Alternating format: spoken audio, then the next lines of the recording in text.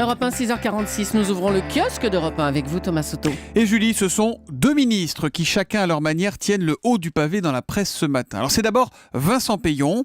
On apprend, en lisant Les Échos, que le ministre de l'Éducation voudrait proposer au chef de l'État de geler l'avancement automatique des fonctionnaires pendant 2 ans, et pas seulement dans l'éducation nationale.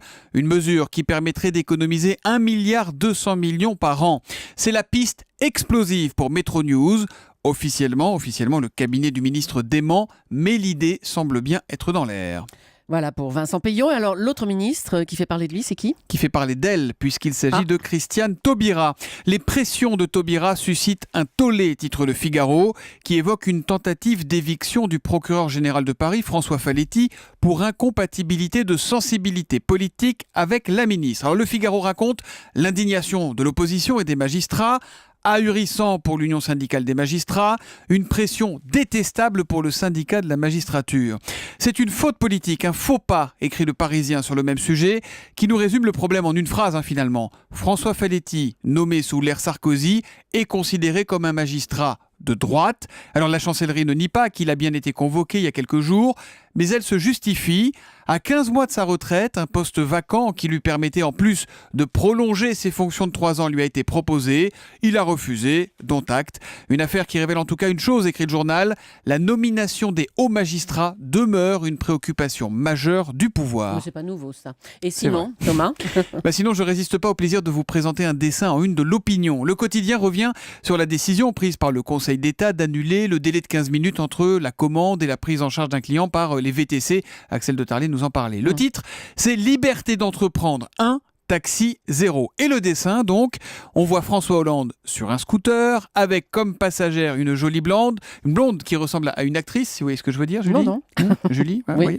Et au deuxième plan, un taxi bougonne, encore de la concurrence déloyale. François Hollande qui fait aussi, mais aussi dans un registre différent, la une du Time. Can he fix France? Peut-il réparer la France? L'hebdomadaire américain qui explique que son plus gros défi ne concerne pas sa vie personnelle, on y revient, mais bien son plan de réforme. Europe 1, 6h48. À la une des régions, votre rendez-vous chaque matin avec une actualité régionale et avec Marion Calais. Bonjour Marion. Bonjour Thomas. Après le homejacking, voici le gardenjacking. En bon français, après le cambriolage des maisons, le cambriolage des jardins. Nous sommes dans la région de Montreuil, dans le Pas-de-Calais, au nord du Crotoy, où dans un rayon d'une vingtaine de kilomètres, de nombreuses propriétés ont été visitées. Et la cible de ces voleurs, raconte La Voix du Nord ce matin, ce sont les hortensias. 300 tiges coupées dans un seul jardin, raconte le maire d'une commune concernée, où d'ailleurs tout le conseil municipal a été victime de ce que le journal appelle déjà le gang des hortensias. Au total, 2 plaintes, 16 signalements.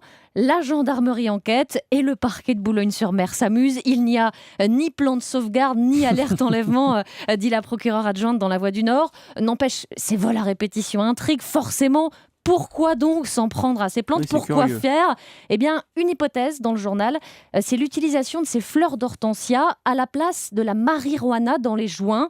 Le phénomène aurait été observé en Allemagne, sauf qu'un pharmacien du Pas-de-Calais, victime lui-même d'un vol, a planché sur la toxicologie de la plante. Fumée, dit-il, elle peut entraîner asphyxie des poumons et hallucinations. Et là, ça pourrait bien devenir un problème de santé publique, ajoute-t-il. Oui. Asphyxie des poumons et hallucinations, c'est Oui. quand même très grave. Attention aux hortensias, c'est à lire dans La Voix du Nord ce matin. Merci Marion Calais.